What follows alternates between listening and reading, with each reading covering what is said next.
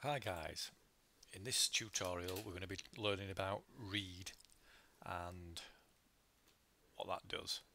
So that is a read statement. So if I now just put that in there, what the computer's doing is it's waiting for you to enter something. And whatever you enter, what it'll do is it will put it into a variable called x. So hello. So if we look at that variable, we've got the variable called x. Another way to read stuff is we could have something like that. Read x #1. What that does is it waits for you to enter something. It will then place whatever you've typed in into that variable called x, but because there's a #1 there, it means it'll only accept one press of your keyboard, one character, so it's either going to be one number or one letter or something like that. So if I do the letter Q, I didn't have to press enter, it just did it. So if we look at that now, the variable x, you can see there it says Q. We can do the hash to say 5 or any length you want. So now I can type in 5 things, JASON. So Z right X. Okay. What we could do is we could do something like this. What is your name? Comma. We'll just put it in X again.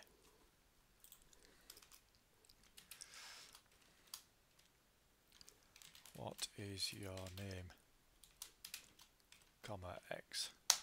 So there it displays a prompt. So if I type in Jason, press enter, we'll see that X becomes Jason. What I could do is something maybe along the lines of, I don't know, enter the 3-digit code. And then what you could do is you could have a variable called say code and then assign 3 characters to it. I'll copy that because I don't want to.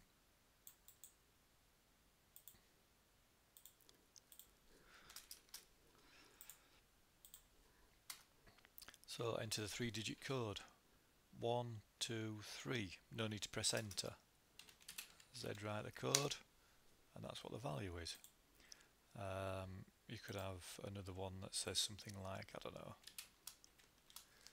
you have 3 seconds to respond. Something like that, I don't know. And what you would do there is you would put a semicolon, no, sorry, you'd put a variable, semicolon, and then that. So let's copy that.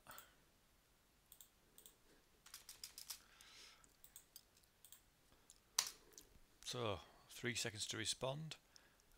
Right, I didn't even type anything then because I was too busy reading the message.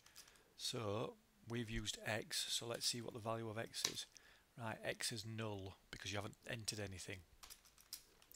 So if we do that again but then respond within 3 seconds, something like that, let's see what the value of X is now. Yeah.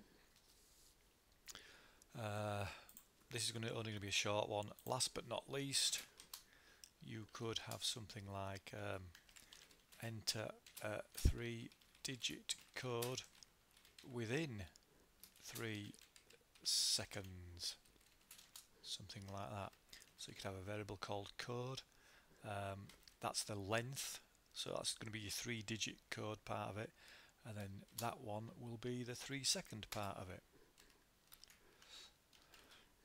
So let's see what that does. 1, 2, 3. So I'll just put in 23E there, so let's see what that is. 23E. If we do it again, but I don't do anything, let it time out, then we'll see what code is. it's null. So basically if you let it time out and don't put into anything in, it's null, so you'll have to do a check on that. Otherwise you can get to just enter 3 digits within a certain time limit, or like I say, you can just get them to read and it'll just stay there forever until somebody either presses enter or types something in. So there you go, that's the read part of it. So the next one will be setting data.